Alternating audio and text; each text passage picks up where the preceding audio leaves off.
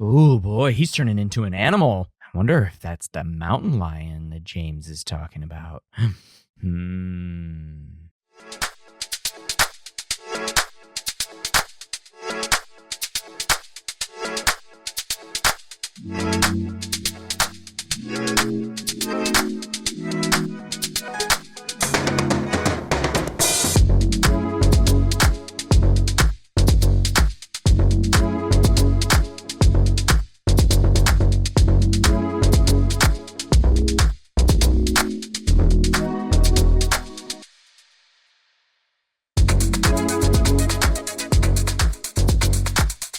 Hey, everybody, and welcome to the Cinema Psych Podcast, the podcast where psychology meets film. I'm your host, as always, Dr. Alex Swan, and in this episode, we're going to go down a little indie road. That's right, we're going to feature a film director on this episode who directed a little film called Herman. Came out last year, 2025, as of recording. And I'm going to be talking to the writer and director of this little independent film after I talk about the basic premise, some of the folks that are in it, the regular intro that I do for all of these films, and we'll jump right into it. So Herman is a tight 80-minute movie. It's a little bit more than 80 minutes, but it's a tight 80-minute movie. And like I said, my guest is Andrew Vogel. I'll introduce him in just a minute. And he wrote and directed this movie. It's a psychological thriller, I would say. It's probably a good way of putting it, with some elements of horror. So not really my big cup of tea with, as psychological horror tends to or psychological thriller tends to morph into horror. You tend to lose me there, but that's okay. I watched it and I thought it was decent. So it's a small cast, like I said, small budget, small independent film, and it stars Colin Ward as our titular character, Herman. He's an older man, I want to say 60s, 70s, somewhere around there. He's very haggard, lives out in the middle of the woods in a cabin, hunts rabbits for dinner, and is clearly haunted by something. Haunted in the broad sense of the word, and something also in the broad sense of the word. I don't want to give too much away. We will probably end up spoiling the film in the discussion, but be that as it may, we will definitely try to do our best to stay away from some too heavy spoilers. I mean, to talk about the psychology, we are going to have to spoil it. So that's important there. A few more people ended up in this movie. And there's actually only a cast of 7, with Andrew as one of those cast members. So write, direct, star, of course, a true auteur, as you learn in film school. In any case, Andrew plays a character named Max, who we see several times and in several iterations throughout the second half of the movie. Suzanne Toni Petrangolo plays Sister Mary, and Sunny Teresa Montgomery plays Sister Josephine. These are 2 nuns who seemingly live near the cabin in a convent. Lawson Grayson plays a character named Alice.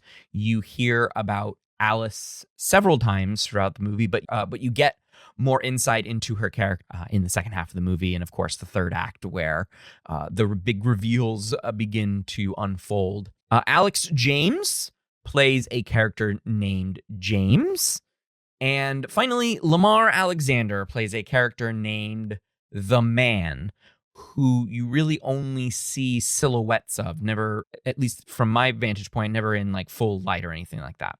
So that's the cast, just these 7 characters. Of course, most of the scenes are with Colin Ward. He provides some voiceover narration as well.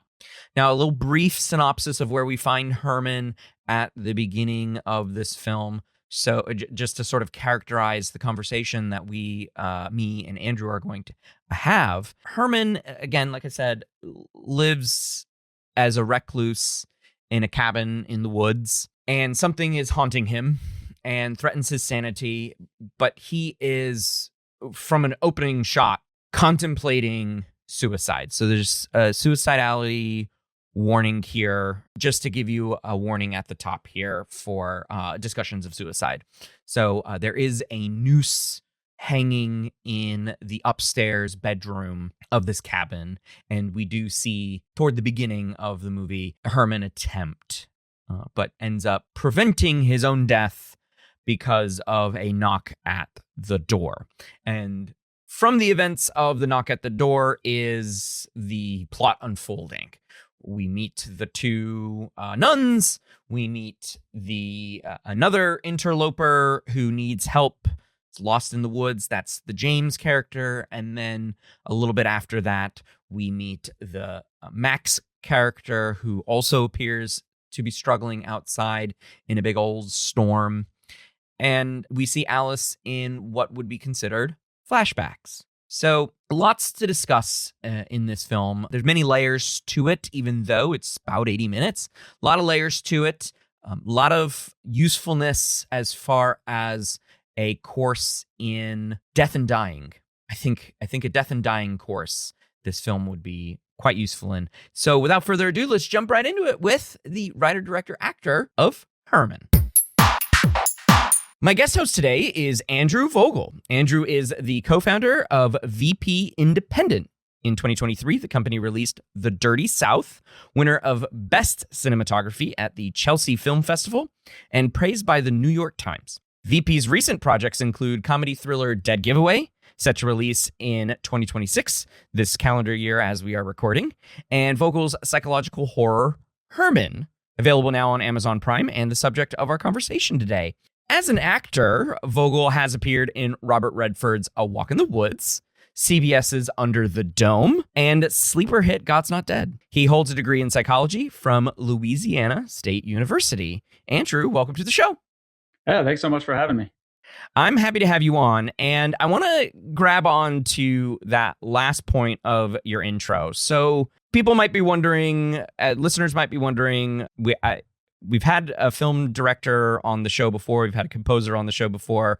Why another film director? What do they have to say about psychology and film? Well, you hold a degree in psychology, right? So from LSU. Right. So tell the listeners a little bit about your background doing that psychology degree at LSU. Sure. Well, first of all, I was always very interested in psychology. Very good. Even in high school, that was basically my dream was actually to be a psychologist, not a filmmaker. Okay. Yeah. And it kind of switched over during college. One was, the schooling's pretty intense. And I was like, maybe this much school isn't for me. Yeah, even enough. though I respect the heck out of it, to say the least. And have some friends that are psychologists.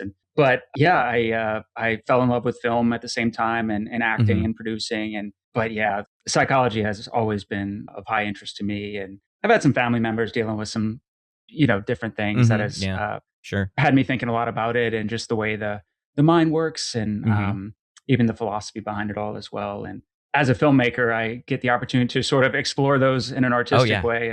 And Herman obviously is an example of that.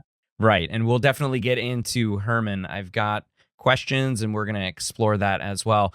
Obviously, you bring up a very good point, the last point that you just made and it honestly is the existence of this podcast where, art and science sort of meet here. Of course, the medium of film rather than any other form of art medium.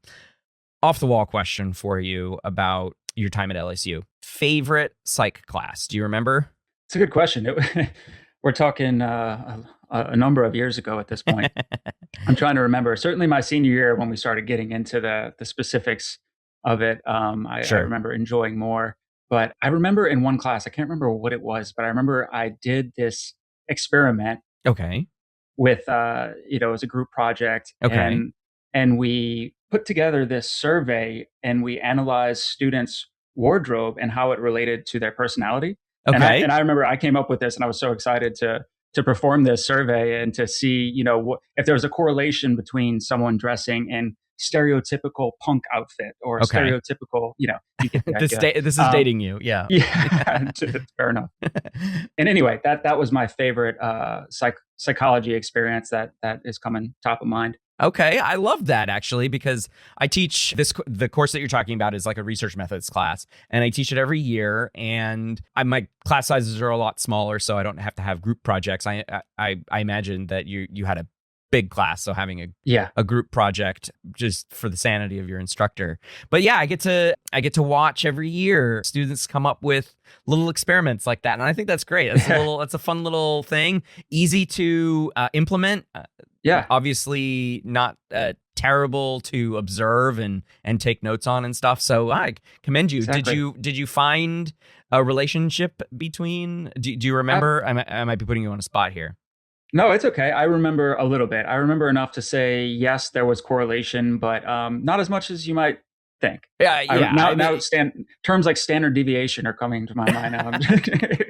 I love it. Yeah, flashbacks is what. Yeah, exactly. Is what that is. Okay, very cool. I like that. And you don't know me from Adam, and yet you hit the right note on that answer. So you get, I don't know, a bunch of bonus points. They don't matter, nice. But you get a bunch of bonus points from me as a psychology instructor. I would have, if you know who your professor was, then reaching out to them and telling them that you mentioned their class in a podcast episode many, many years later, I'm sure they would love it. If they're still with us, of course. Yeah, I'll have to do some digging into old emails. Exactly, right?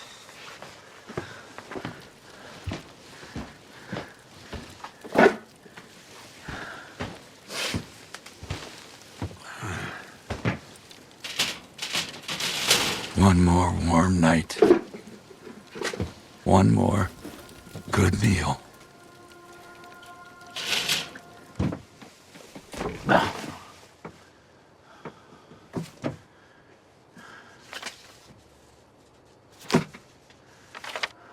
It's lonely out here, searching for a God I never believed in. She always wished I did.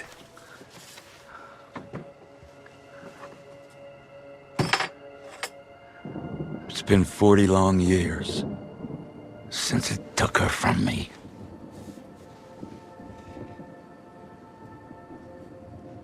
I wish I could see her one last time. The real her. Not this evil trick. But that's a fairy tale. My reality is the darkness,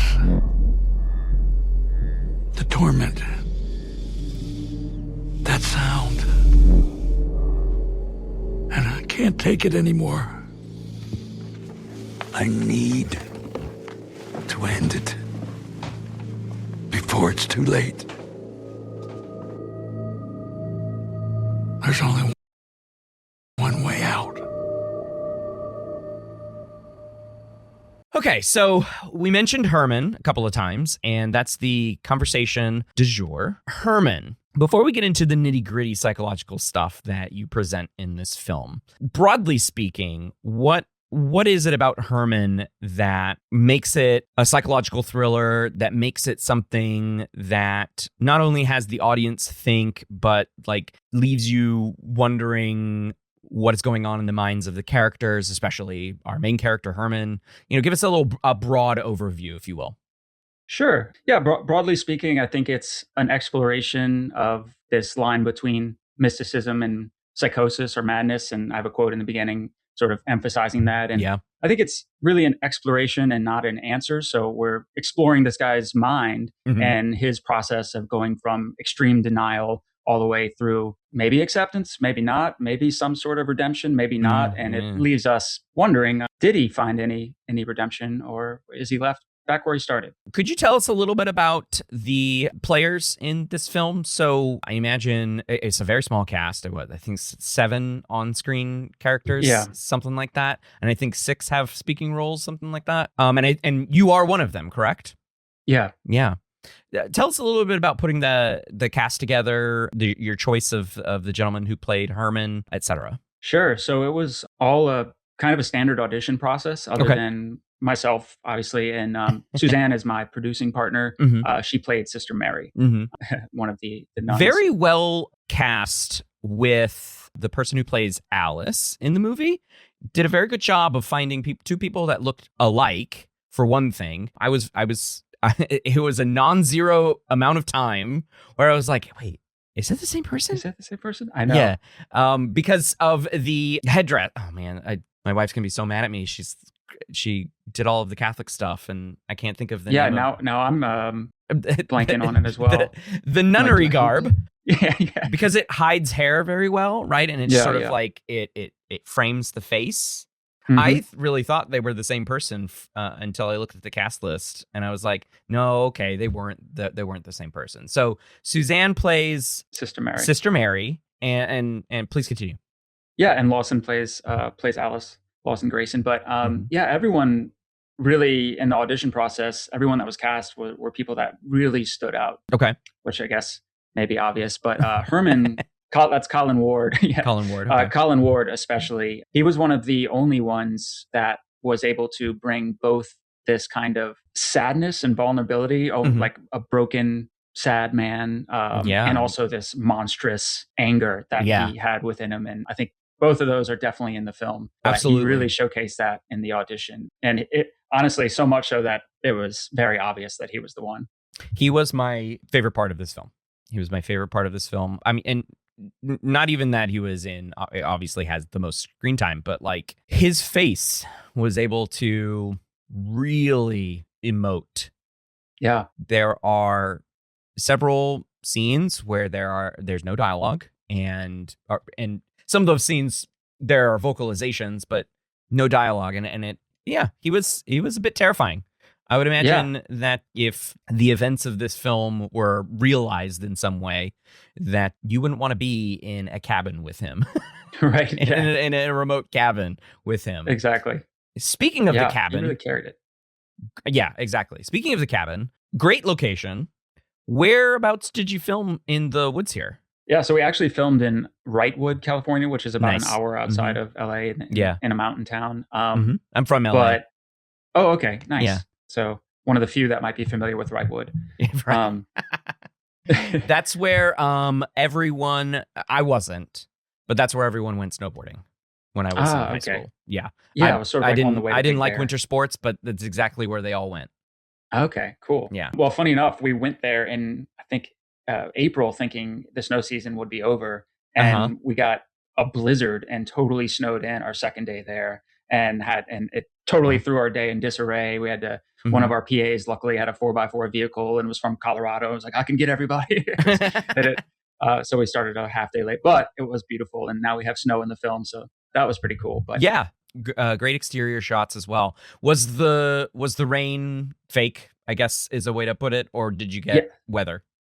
Yes. The rain was production rain. Movie magic. Yeah. Okay. Movie magic. Yes. Suzanne likes a joke that I love. I get really very excited about the production rain because it's one of the simplest, cheapest, coolest effects you can have in independent film. I mean, it's like $15 to rent one of these rain bars, plug it in a hose, and it looks super legitimate. It's the small pleasures, right? It's the small to make pleasures. the movie magic. I was even holding a rain bar at one point, and I very much enjoyed that. But I did want to mention with the cabin because it was pretty unique. So we got really lucky that this cabin had, and this was an Airbnb, by the way, that the owner, she was just super nice and filmmaker friendly and allowed us to stay there and shoot there.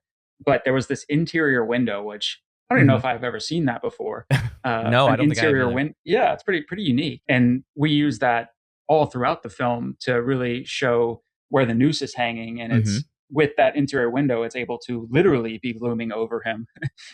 We had it in a different room in the script. And here we were able to make it a very visual presence throughout the film with this interior window. So it couldn't have worked out better, honestly. That changes the nature of the imagery, right? It totally does. Because if you just had it in let's say a single story cabin, and you have an L-shaped hallway to this cabin or something like that, and it's off to the side, then it's easily forgotten by the audience, and you don't want that, right? You at least from my understanding, you want to be able to like quickly just look up at it using some match cutting, right? Exactly. Not have to cut away to this different room. This way it was actually in the same space as him, and he could look up and see it. Backlight it. lightning. Yeah, exactly. Yeah, very cool. What Yeah, a so- what a serendipitous little finding I know. there. That's excellent. And Yeah. yes, I would say the noose is a bit of a minor character in and of itself, 100%. just sort of looming at Herman. And we get acquainted with it right away within Yeah. like the first 10 minutes of the runtime. Yeah. There's a It's suicide a threat attempt right away to Yeah. exactly. And one thing that struck me about that particular scene was what I sort of clocked throughout the movie is that he doesn't really want to do that at the beginning of the movie. So it for the audience, it's good to get that out of the way so you can sort of progress with the rest of the plot. Is that a good read of that? That's another, I would say, like exploration in the film of whether or not, because part of him does want to, and then Mhm. there's sort of an immediate Deus ex machina almost. There's Sure. a divine intervention when the nuns arrive that stop him from doing it. Yeah. And is that his inner self, making it happen? Yep. And So it's all, but the nature of the stool not falling away all that well, right? Still giving him a foothold Yeah, it's place. Yeah. Very nice. Has he tried this before? Has Yeah. he, is this a routine? Is called into question. Exactly. Right. Because we get as acquainted with his routine Right. Exactly.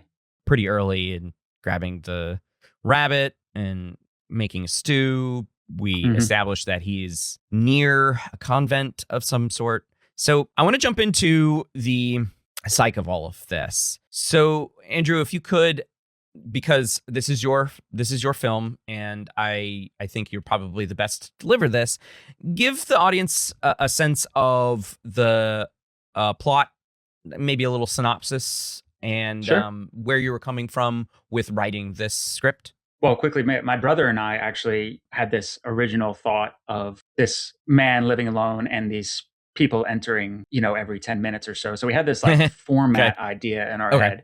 head. But I always wanted to explore the mysticism and madness. So it was kind of like, okay, this is a good structure for this type of topic.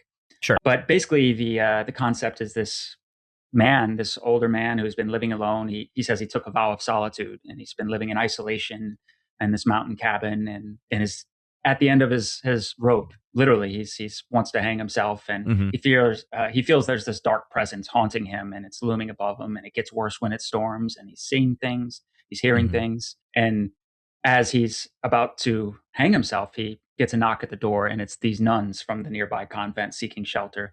Sure. And from there, really, what it is each person that arrives is pushing him closer and closer to facing the facts of his past. Okay. And that's sort of the underlying structure of it. Wow, this is delicious. This is rabbit stew, right? I love rabbit stew. It's a real treat. Is this something that you make often? Only on rare occasions. What's the occasion? Are you celebrating something?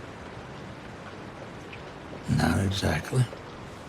Is everything okay? Look, if you're gonna stay here, I would prefer. And I think it's best if we keep to ourselves. It's nothing personal. Just can't get over this meal. I mean, who taught you to cook like this? Quite the chef. What is it? Nothing. You remind me of someone.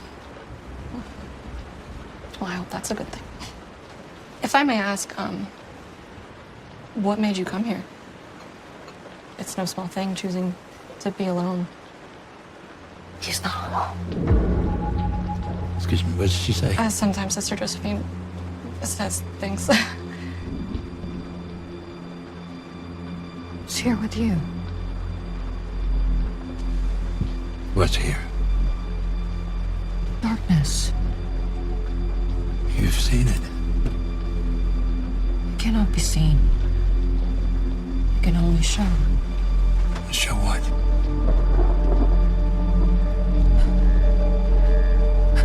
Hey, Okay, I think we can just let No, her how did just- you know that? like Sisyphus. Pushing the rock up the mountain. And down it falls. Again, again. Wherever. think Sister Josephine could see just fine. Jesus says whoever follows me will never walk in darkness. God has put us here in the darkness. Ha! Why? Watch me suffer. Herman, if you're suffering, we're here for you. You have no idea what you're dealing with. Without giving too much away, and I think, again, you might be the best at this because I might give too much away, but since we want to get into the psych of all of it, what would you offer as a sort of non-spoiler spoiler for his past? Yeah, and I don't mind doing some spoilers just because, it's kind of hard to discuss without, Sure. talking about the underlying. Yeah. But in terms of his past, I guess I could say, that is one very specific spoiler. But I would say he's been hiding from an event that happened with his wife 40 years ago. And he's been running from that. And we don't know whether or not it's his fault. Maybe it is, maybe it isn't, maybe he thinks it is. And we really don't know. But we do start to learn that he feels deep, deep guilt. And he's buried that and formed this, has denied his guilt so much to the point that it is really just an external entity that haunts him. Yeah. He doesn't even recognize it as himself or his own guilt. So I think from what I gather from your notes and from my understanding watching this, you sort of set it up as a very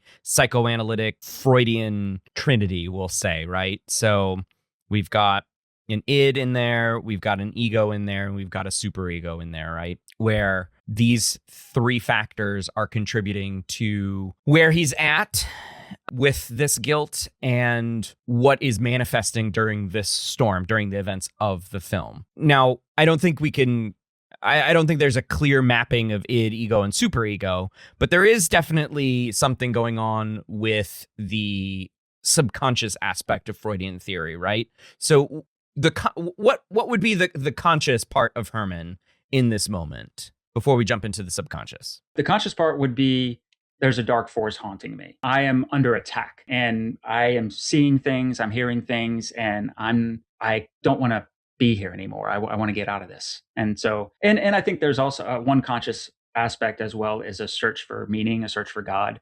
Sure. He's, his wife was religious. He was never. And now he's sort of trying to grasp at that aspect of who she was and go on his own journey. So I think those are all what he consciously thinks. Yeah. And what would be the subconscious? So the subconscious would be he's buried his guilt so deep. And there's this dark force that he feels is haunting him. And really that's his guilt. Mm-hmm. And there's this one nun, Sister Josephine, who sort of represents the subconscious and the truth, the reality that poking, he knows deep down. Little poking. Yeah, she does a lot of poking. And she's one of the only ones who actually isn't a representation of one of the people in his past. Sure. She is just this subconscious truth. And pretty much if you listen to her words, all she is saying is exactly the reality he's living in from start to finish. She's speaking that. So it's this buried demon that he is forced to face. And essentially what we're looking at here, what we're witnessing is the mind slowly coming to terms with reality. Mm-hmm. And we're doing that through these different characters. And each character is a gateway to the next. So Sister Mary, for example, is the first gateway because she's sweet and innocent and reminds him of his wife. Yeah. And is a gateway to James, who's a little bit more intense and more at odds with him.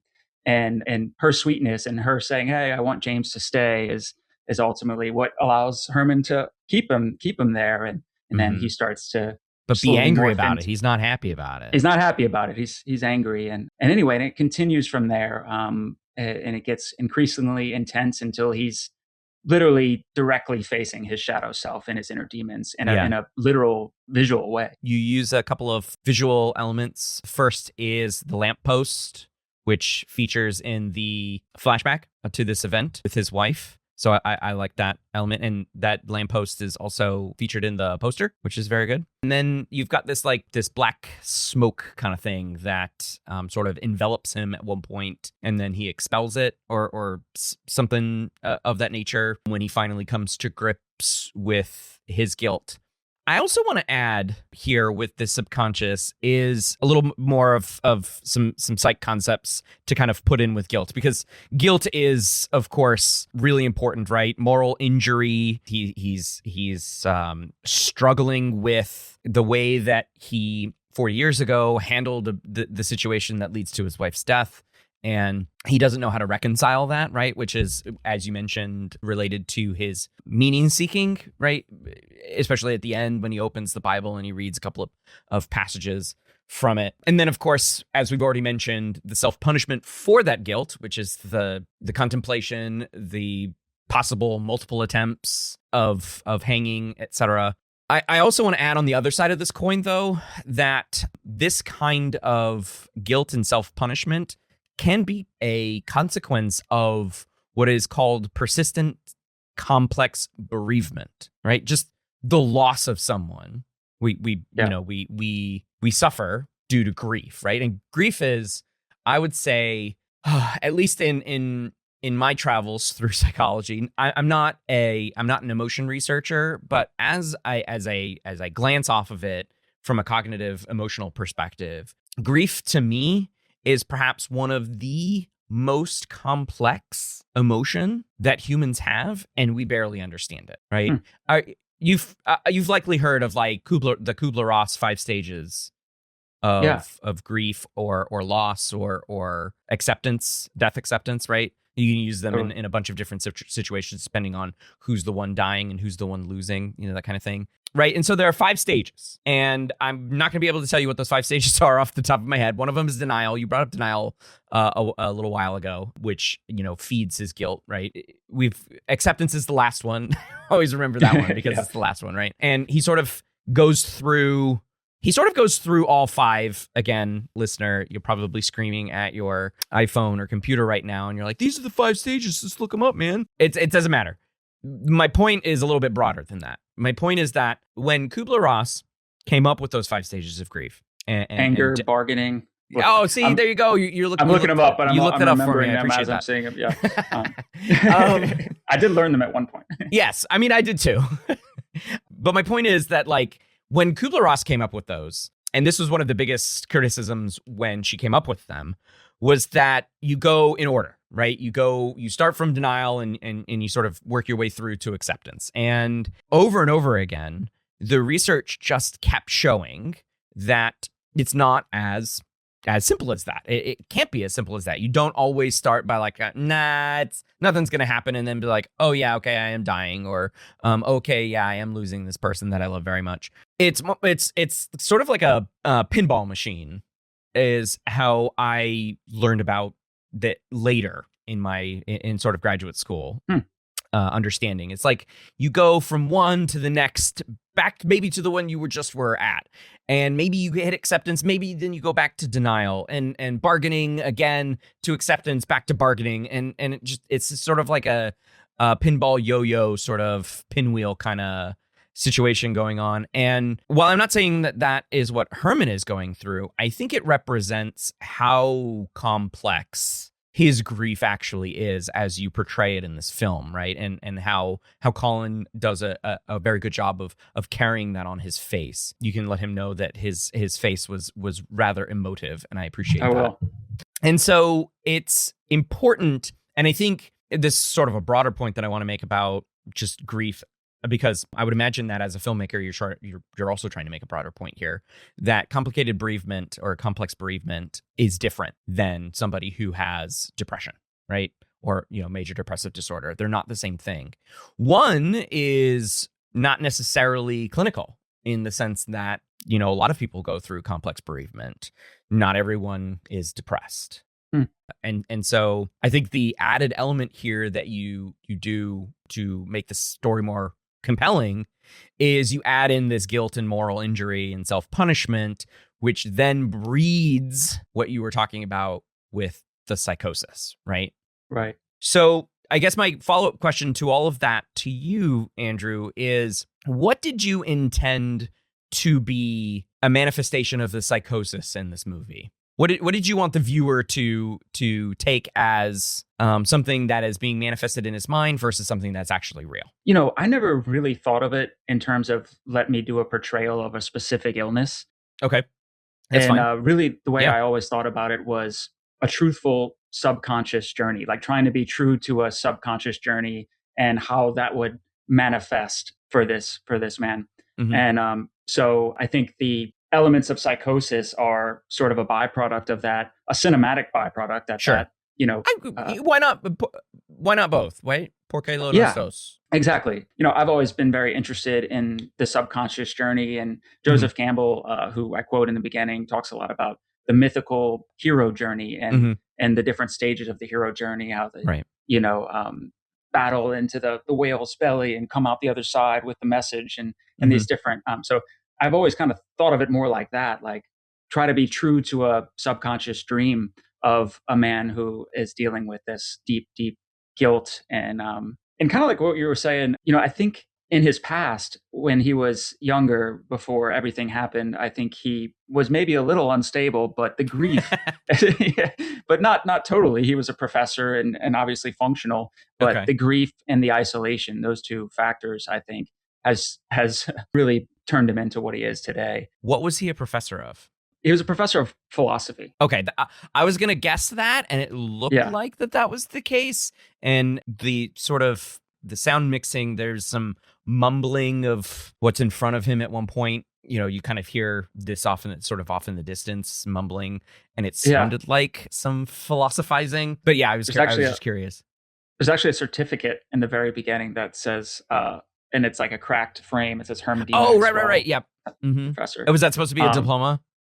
Yeah, that was like a certificate of excellence, so not really a diploma, but just something he honored, and you know, from his past that is now broken. The frame, the glass is shattered. Yeah, some metaphor. good, some on the nose imagery there. I like. You took her from me.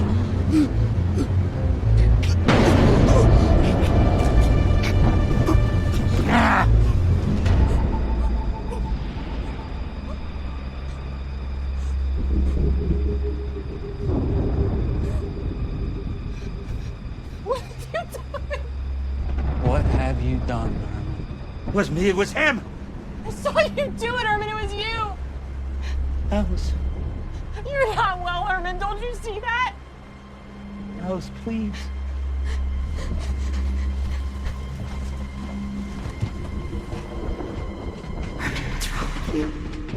Can't breathe. Don't breathe. Sister Josephine was right. There is a darkness here.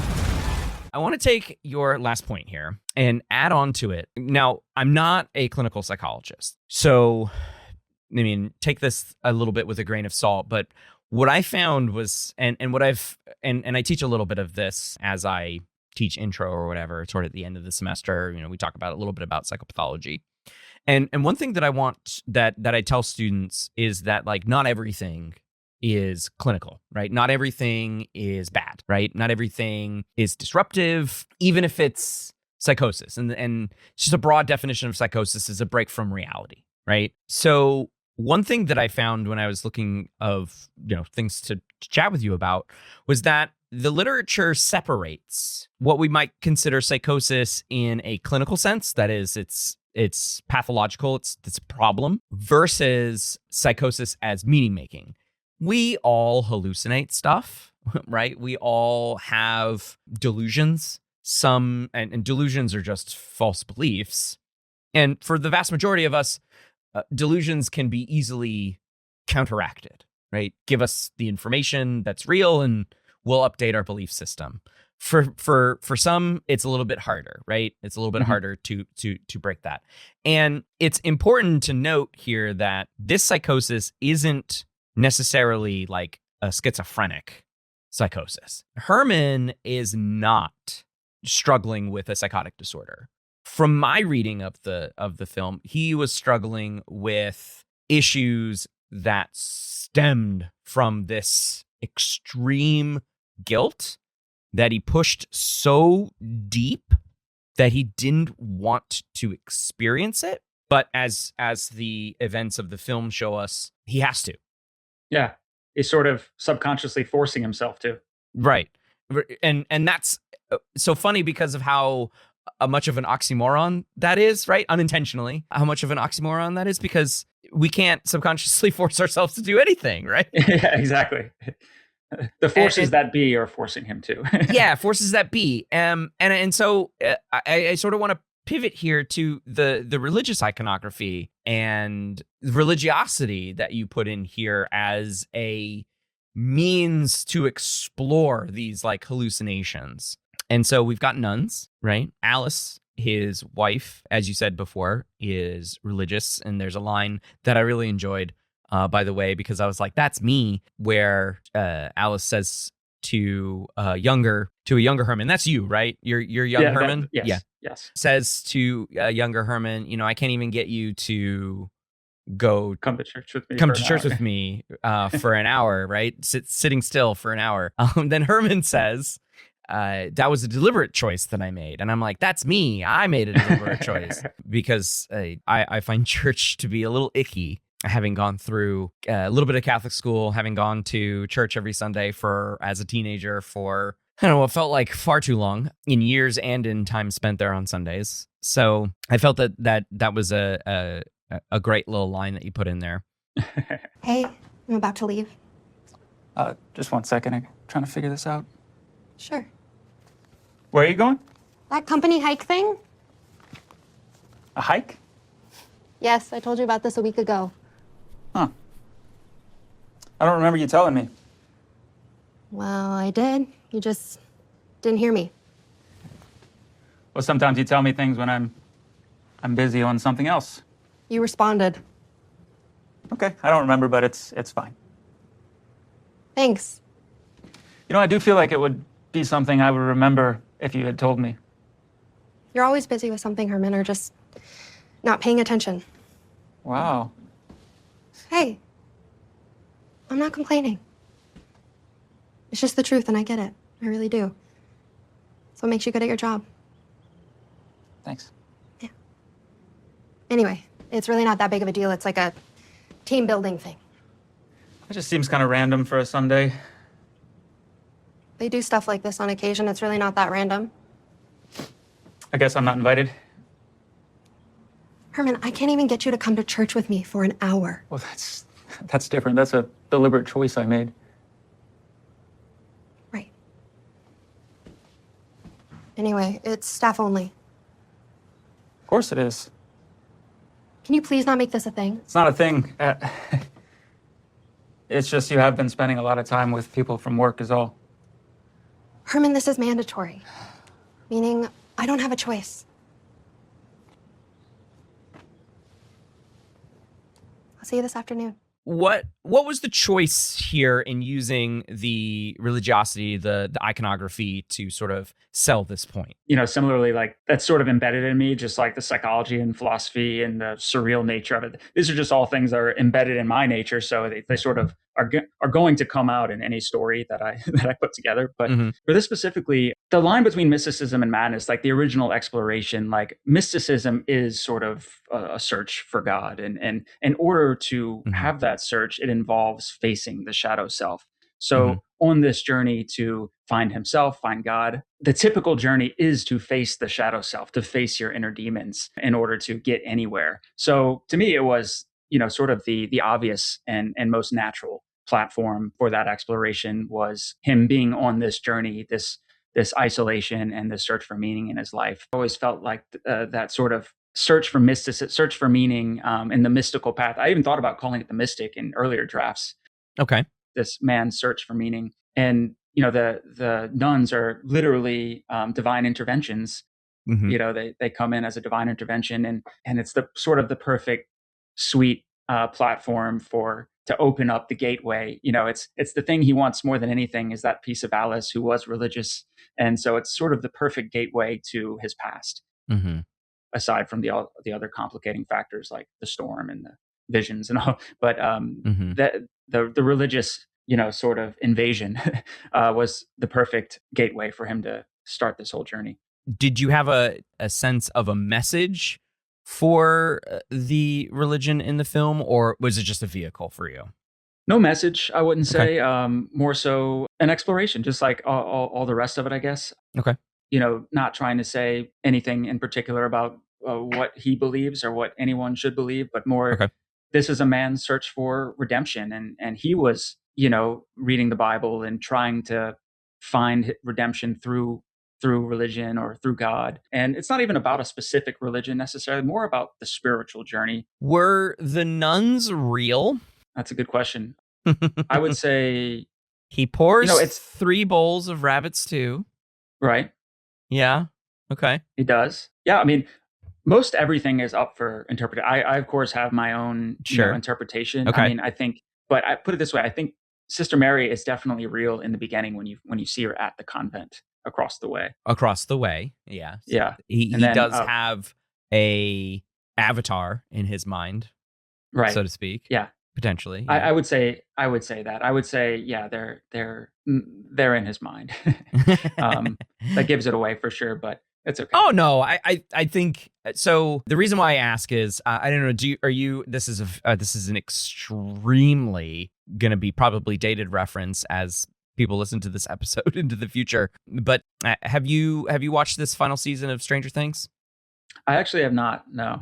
Okay. Was it good? Well, you may have seen the online discourse about it, and some folks aren't happy about the ambiguity of the ending as it pertains to one of the main characters in the show 11, right? People aren't happy about how the Duffer Brothers created the show, left it so ambiguous, and the people who aren't happy think they did a disservice to the character by making the end ambiguous. So today, I haven't watched it yet, but today on Netflix, a documentary about making the final season dropped. And in it, I saw they explain that their goal from a creative perspective was to make the ending ambiguous because they want people to have their own interpretation of it.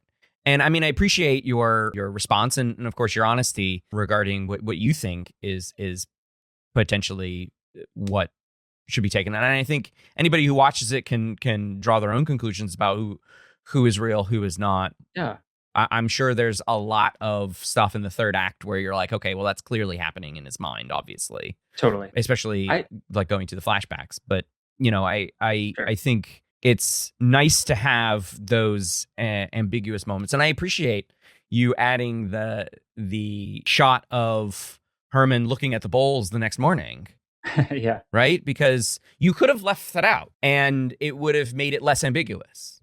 And to be honest, to me, I never thought of the aspect of, I thought of the ending as clear in terms of who's real and who's not. It's not until now that I see it and I've talked to enough people where I prefer to let it be, let people think about it. But the part I would say that I left open intentionally for conversation the most was, did he or did he not accomplish anything? Did he find any redemption? Ending. Yep. Yeah. And did he actually get any level of forgiveness enough to maybe finish the Bible quote and feel a little bit more connected, maybe 10% more connected, only to, or does he do this routine over and over to have this one moment with his wife in this altered dimension in the world, in the mind world, So it kind of, that's the part that I really intentionally left. Not ambiguous, just more of, maybe it's all of that, maybe it's his experience and maybe he is going to do all this again. And maybe he did get a little somewhere, just enough to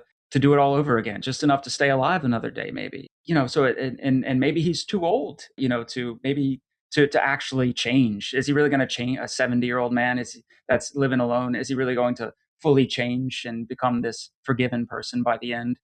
Yeah. Not realistically. So anyway, it sort of was leaving that as exploration and food for thought of how to think about what he went through and what level of forgiveness he achieved, I guess. And, I whether or not this cycle continues. Yeah, absolutely. I clocked this. I wrote it in my notes. I was, as soon as the ending happens, right? It's sort of like this lull after this, the morning after a storm. Birds are chirping. And especially the bird sound effects that you included in the mix are the ones that we clearly associate with like good times, right? Yeah. And sort of like the Disney high, so to speak, right? Uh-huh. Oh, the end is the resolution is nice and rosy, right? And he goes up and grabs the Bible and he starts reading this Bible quote. Off the top of your head, I certainly didn't know what it is, but what chapter, what book is that from? Psalm 34:17. Okay. So he starts reading this psalm, which are, the passages to, link people to the experiences of the world and sort of give clarity and meaning to our experiences, things to recite, often. And so he's reading this, and he pauses, and then there's some visual elements that I'll leave ambiguous here, but there's some visual elements where you're like, signify danger. You're talking about in the end, right? Signify wrong or bad or something like that. And as soon as that happened, I was like, oh, psychologically speaking, this is a trap.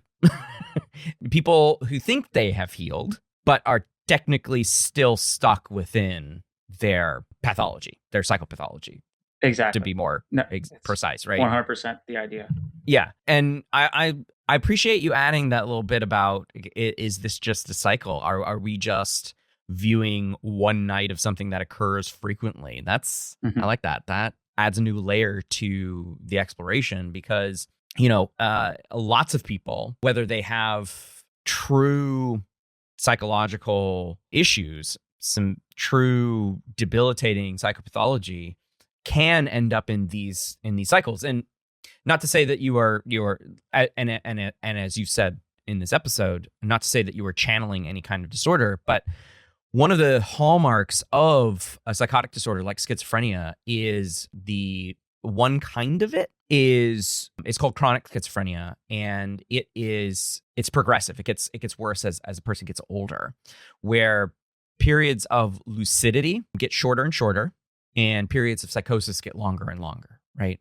And so, not to say that, once you get into a period of psychosis, you're stuck there forever. No, it's a cycle. You go up and down, and the ups get shorter and shorter, and the downs get longer and longer. And quite interesting that it could be that Herman reaches this point of clarity after the storm night, faces all of these demons, the darkness, goes into this flashback and interacts with it on a deeper level, but then he feels like he has been redeemed, right?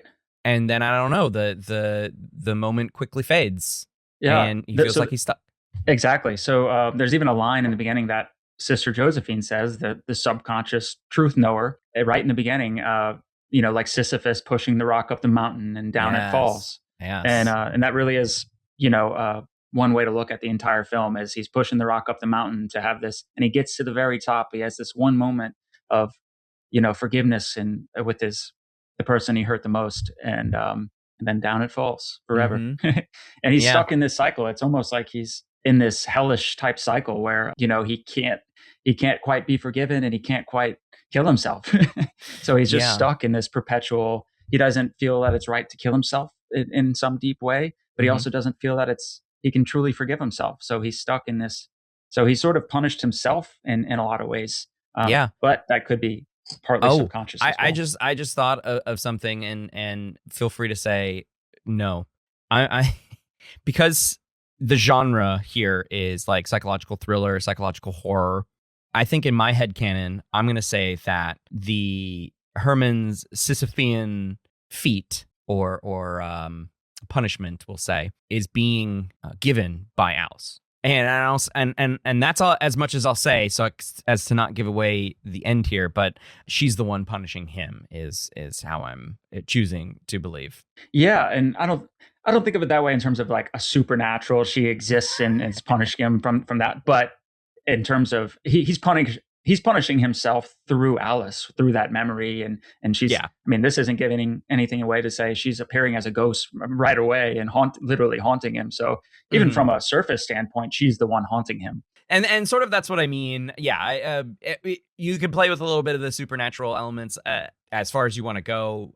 Exactly. Right. As a filmmaker, I understand what you're saying. As the audience member, I would like to believe that the religious nature of the discussion of the exploration does add an air of supernaturalness.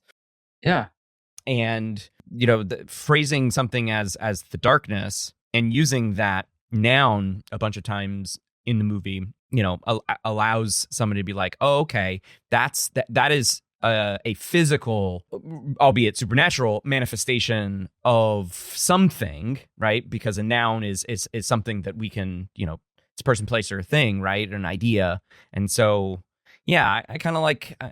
I just thought of that, and I kind of like it. I'm totally fine I with like that. it from the sense of, like, in the same way Herman's is essentially trying to make meaning throughout the narrative, that because you've left so much to interpretation by the audience, that I think that's one path to go down. I'm a little proud of myself here. Yeah, no, that's great. And I mean, it's definitely true. And that the religious aspect lends itself. I mean, the dark self that arrives at the midpoint, or he's a demon at first, and sort of morphs into like a dark angel that's guiding him through this purgatory like state. So there's definitely supernatural religious undertones throughout.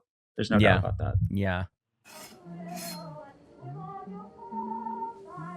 You're quite the chef. Had to be you, wonderful you. It had to be you. You have a good heart, Herman. You just think too much, always in your head. I know. It's my curse. No.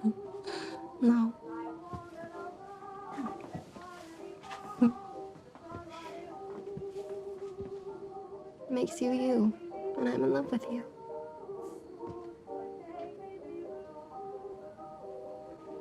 You always see the good in me, Alice. And it means everything to me. I think we crammed a lot into this discussion. And I think you crammed a lot into this narrative. And I have just some, critiques of it here and there. But overall, I am impressed with the storytelling. I'm impressed with the visuals for what I imagine is a smaller budget film. And I don't mean that with any sort of malicious intent whatsoever.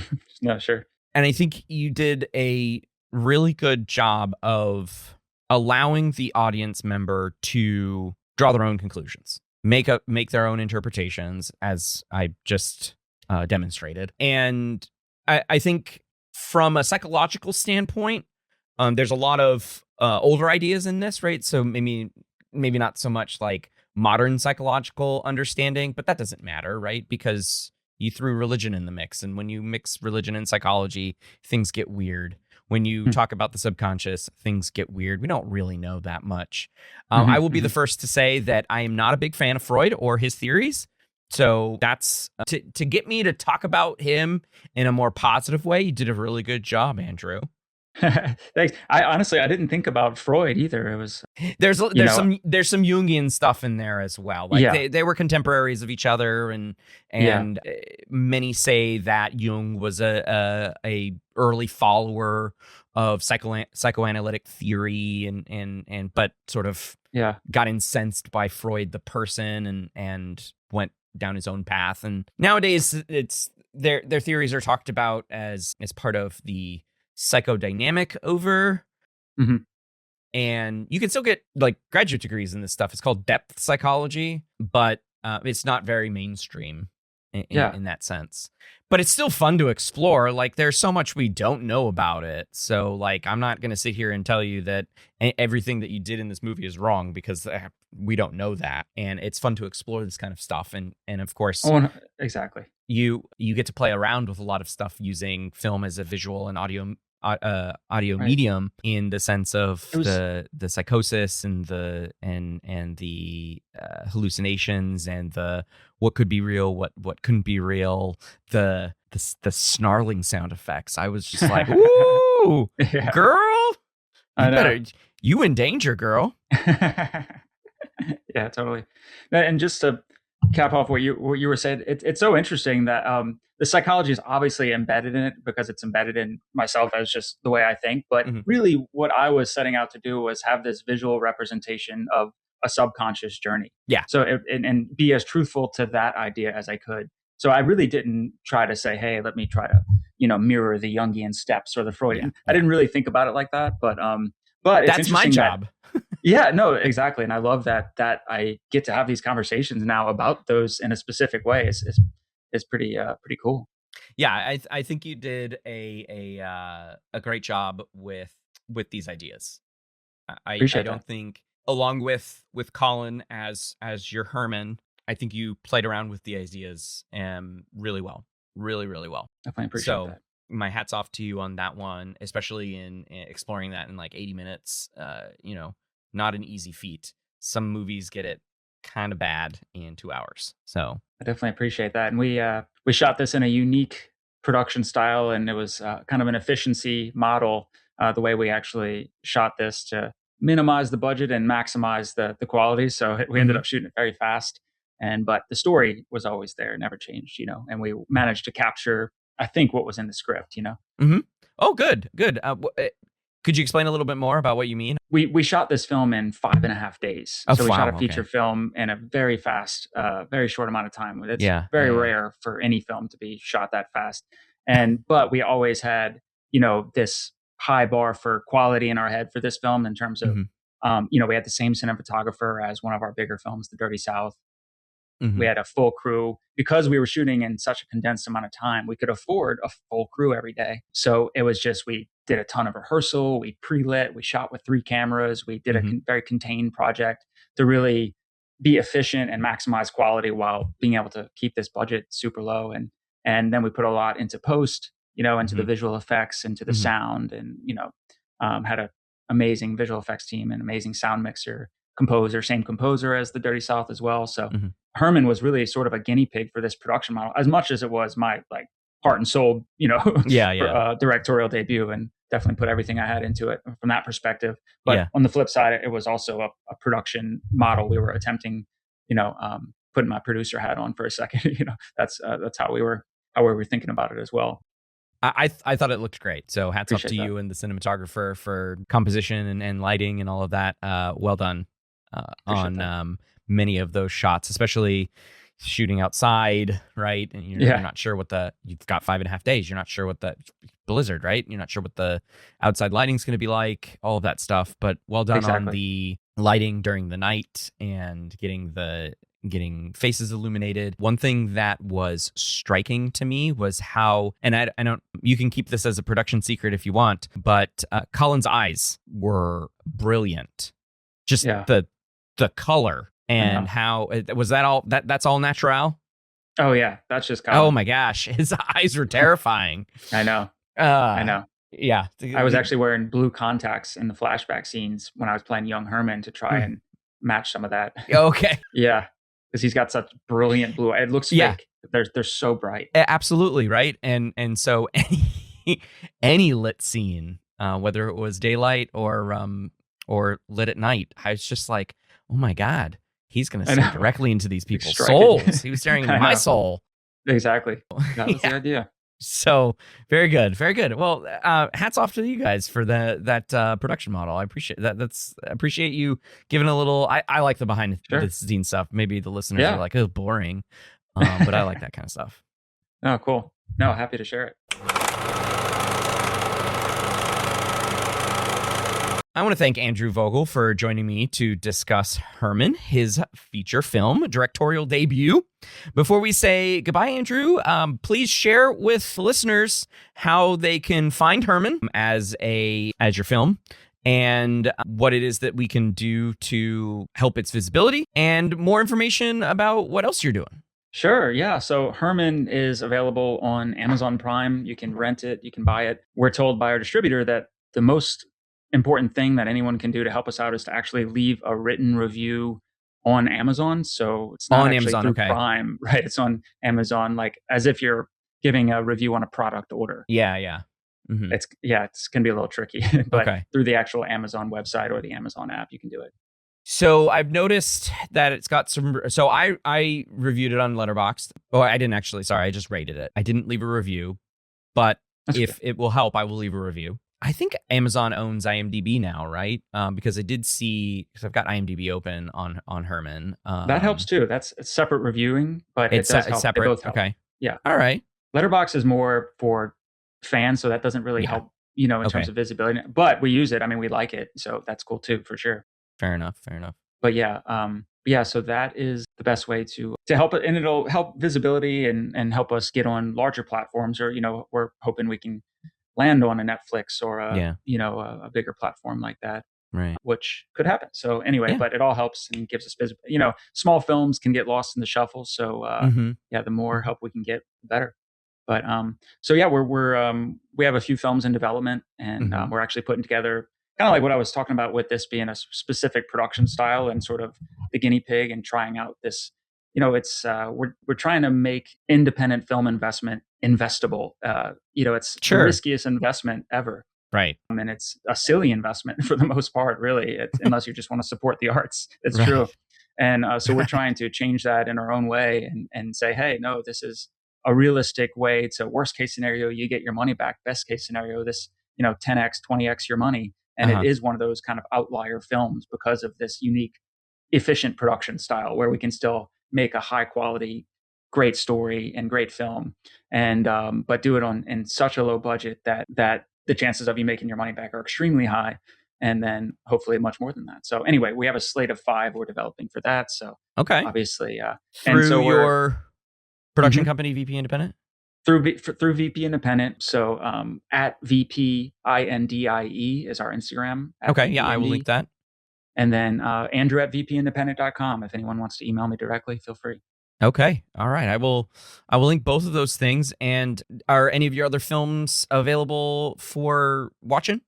Yeah, absolutely. So The Dirty South is available pretty much everywhere. If you just type it in your search bar, it's on all the platforms. But Prime you'll find it there. It's on Tubi, Prime, Canopy, Apple, CW, bunch of places. Okay. Very cool. But yeah, that's a great one. We shot that one in Louisiana, and again, same cinematographer, same composer. It's a really fun film.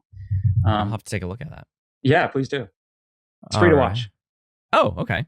Well, there you go. Yeah. All right. Well, perfect. Thank you again for reaching out and joining me on the show, Andrew. I appreciate it. I'm always happy to support psychology and the arts. Yeah, no, thank you so much for having me. I really enjoyed speaking with you. And that's going to do it for this episode. Until the next one, thanks for listening.